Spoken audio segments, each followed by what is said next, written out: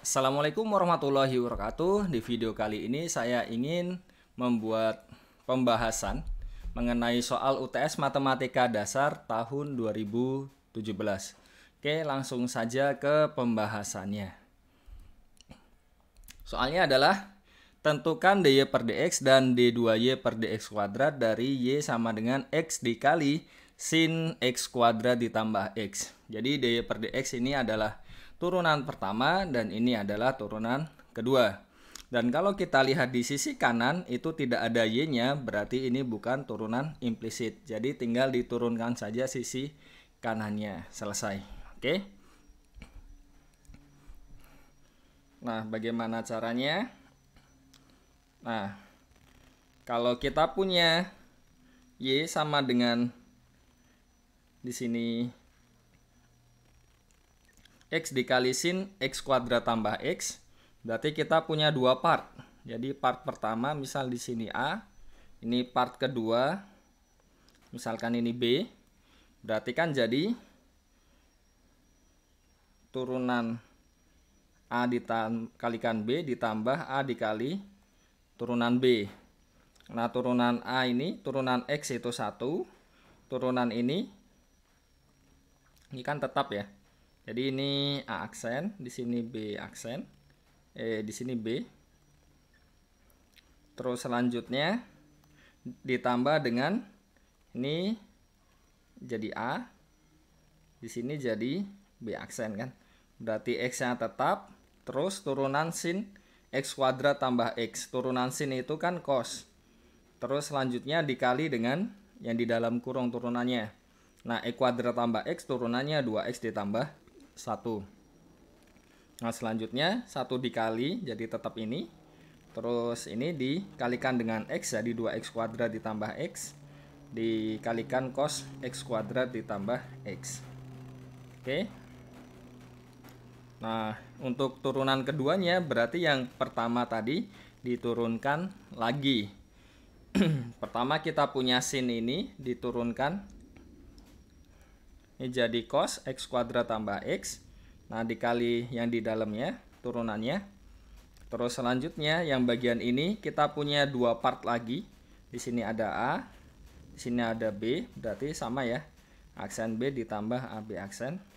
Jadi turunan yang pertama kali yang kedua ditambah yang pertama dikali turunan kedua. Oke, turunan yang ini kan jadi 4X plus 1 dikalikan bagian ini B-nya. Ya kan? Terus selanjutnya yang depan tetap terus dikali. Nah, di sini ini B-nya, ini di turunan B. Nah, turunan cos itu negatif sin. Terus dikali yang bagian dalam, di sini 2X plus 1. Selanjutnya tinggal penyederhanaan saja. Jadi karena di sini kita punya cos X kuadrat plus X, di sini juga ada cos kuadrat. Cos X kuadrat plus X dikeluarkan, jadi ini koefisiennya 2X plus 1, yang satu 4X plus 1, terus yang sisanya ditaruh di belakang. Jadi diperoleh ini ya hasil akhirnya. Jadi itu untuk nomor 1. Oke, selanjutnya nomor 2. Tentukan pendekatan linear dari akar pangkat 5 32,2. Nah, bagaimana caranya? Di sini kalau kita lihat definisi turunan, kita punya turunan itu sebenarnya limit X mendekati A, fx dikurang fa dibagi X min A. Jadi nilai fx ini bisa didekati dengan ini. Jadi seolah-olah ini seperti ini bagian fx-nya dikalikan terus ditambahkan ke fa. Berarti kan FA ditambah F aksen A dikali X min A. Jadi di sini saya akan dekati dengan fungsi ini. Fx-nya X ditambah 31 pangkat 1/5 pada A sama dengan 1. Kalau A-nya sama dengan 1 kan diperoleh di sini. Kalau ketika X-nya sama dengan 1 berarti F1-nya berapa di situ? Itu kan jadi 32 pangkat 1/5 kan. Jadi saya peroleh di sini 32 pangkatnya 1/5. Ini kan 2 pangkat 5 kan, jadi 2. Nah, jadi itu alasannya kenapa diambil 1, karena ya kita ingin yang nilainya itu jelas di situ. Oke, jadi diperoleh ini turunannya. Turunan dari F itu jadi 1/5-nya turun, pangkatnya dikurang 1. Ya kan? Berarti F aksen 1 jadi berapa? Nah, di sini dimasukkan 1. Berarti jadi ini 2 ya.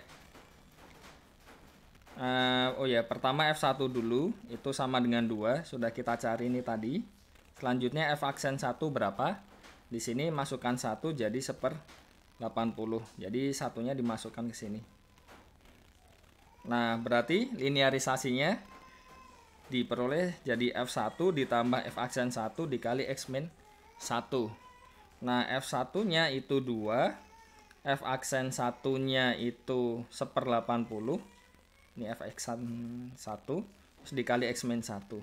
Jadi ini bentuk linearnya.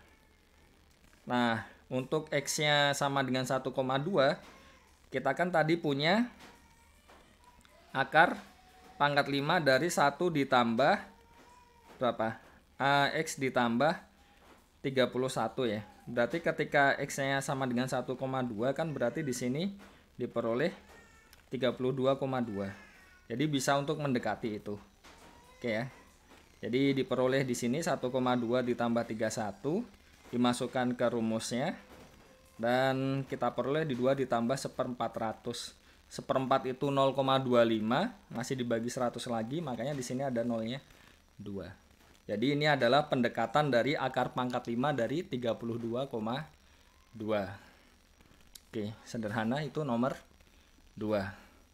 Terus selanjutnya untuk nomor 3, tentukan fungsi suku banyak Taylor berderajat 4 untuk fx sama dengan ini ya. 24 dikalikan E pangkat min X ditambah 1/1 min X ketika X-nya sama dengan 0. Jadi bagaimana cara mengerjakannya? Kita cari suku banyak Taylor berderajat 4.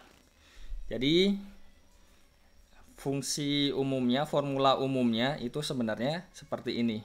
Jadi kalau kita punya fx, Taylor berderajat 4-nya itu jadi nanti fc, jadi x-nya diganti c, ditambah dengan f aksen c dikali x min c, terus ditambah turunan keduanya, terus dimasukkan c lagi dibagi 2 faktorial, terus dikali x dikurang c kuadrat, terus turunan ketiganya dibaginya 3 faktorial, di sini x min c pangkat 3, terus turunan keempatnya pembaginya juga 4 faktorial dibagi dikali x min c pangkat 4. Nah, apa yang dimaksud dengan faktorial ini? Intinya n faktorial itu ketika n-nya lebih dari sama dengan 1, dia jadi n dikali n min 1 dikali n min 2 dan seterusnya sampai 1. Jadi 4 faktorial ini itu sama dengan 4 dikali 3 kali 2 kali 1. 3 faktorial itu 3 kali 2 kali 1.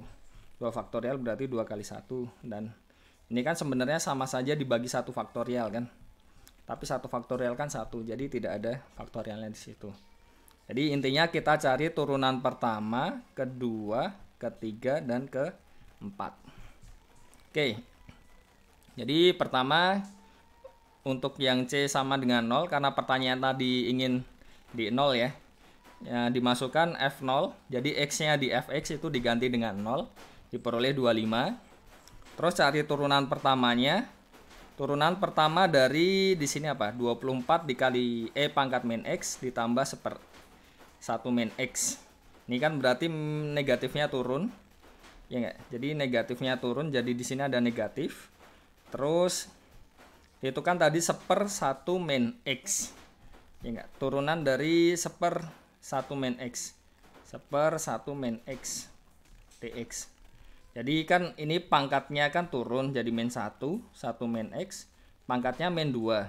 Tapi dikalikan yang di dalam kurung lagi, dikali min 1. Makanya di sini jadi plus kan. 1 dikurang X. Ini yang ini. Jadi dicari f aksen 0-nya, hasilnya berapa. Terus cari turunan keduanya dengan cara yang sama seperti tadi. Terus cari turunan keduanya di 0 berapa. Karena inginnya yang keempat, berarti turunkan lagi. Jadi yang ketiga jadi apa? Cari yang di 0. Keempat dicari lagi yang di 0. Dan seterusnya. Nah, selanjutnya tinggal dimasukkan ke formulanya. Nah, dari situ kita bisa sederhanakan. Disederhanakan jadi apa di sini? 26 dibagi 2 faktorial, berarti kan ini 13. Ya kan bagian ini. Terus di sini minus 18 dibagi 3 faktorial, bagi 6 jadi min 3. Sini bagi 4 faktorial itu kan 48 dibagi 4 kali 3 kali 2 kali 1. Bagi 4 12, bagi 6 ya di sini 2 kan, berarti ini tinggal 2. Jadi ini hasil akhirnya. Oke, sederhana. Nah, kita lanjut yang terakhir nomor 4. Sebentar sudah 3 nomor ya. Ya karena sudah saya tulis sebelumnya. Karena kalau tidak ditulis sebelumnya nanti khawatirnya terlalu lama. Oke, nomor 4. Sebuah industri rumah tangga memproduksi makanan ringan, penghasilannya sekian dalam fungsi ini. X-nya di antara 0 dan 10. 0 dan 10 juga masuk, terus biayanya sekian. Terus yang ditanya ada 3 ya. Oke. Pertama dicari fungsi keuntungan. Nah, fungsi keuntungan ya berarti ya penghasilannya dikurangi biaya kan, jelas kan. Jadi tinggal dikurangkan diperoleh ini. Nah, selanjutnya dicari keuntungan maksimal. Kalau cari keuntungan maksimal berarti cari turunannya. Titik kritisnya dulu. Turunan pertama disama dengan K0. Nah, turunan pertamanya ini disama dengan K0.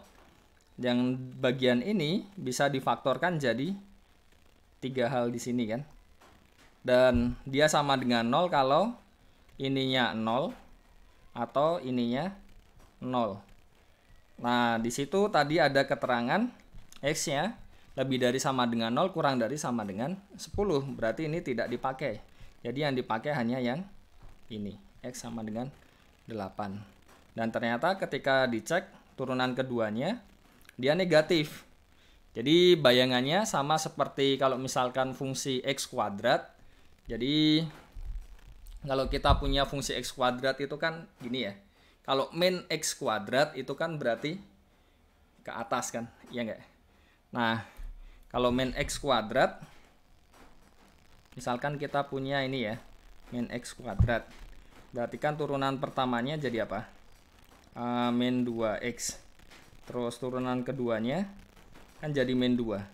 Jadi kalau turunan keduanya itu negatif seperti di sini, kita punya yang maksimal. Jadi itu cara saya untuk menghafalkan. Jadi dengan satu contoh kan, oh kasusnya mirip seperti min X kuadrat. Dia jadi maksimal kalau turunan keduanya negatif. Kurang lebih seperti itu. Terus yang ketiga, oh ya, yang B itu tadi dicari keuntungan maksimumnya, berarti dimasukkan ke fungsinya lagi. Jadi diperoleh keuntungan maksimumnya Rp640.000. Nah, tadi diperoleh X-nya sama dengan 8, berarti yang diproduksi harus 8 kg minimal untuk mendapatkan maksimal. Oke. Semoga penjelasan di video ini cukup jelas, cukup runut. Kalau misalkan ada masukan bisa komentar di bawah. Jadi salah satunya ini untuk kolom komentar itu untuk berdiskusi. Jadi silahkan berdiskusi di bawah kalau misalkan dibutuhkan. Dan selamat mempersiapkan ujian. Jangan lupa ujian sebentar lagi. Jaga kesehatan, terus juga jaga kebersihan. Stay safe di rumah saja. Di mana-mana tagar di rumah saja. Jadi saya juga ikut menyerukan di rumah saja. Tidak perlu kemana-mana kalau tidak penting-penting amat. Oke, sekian video kali ini. Wassalamualaikum warahmatullahi wabarakatuh.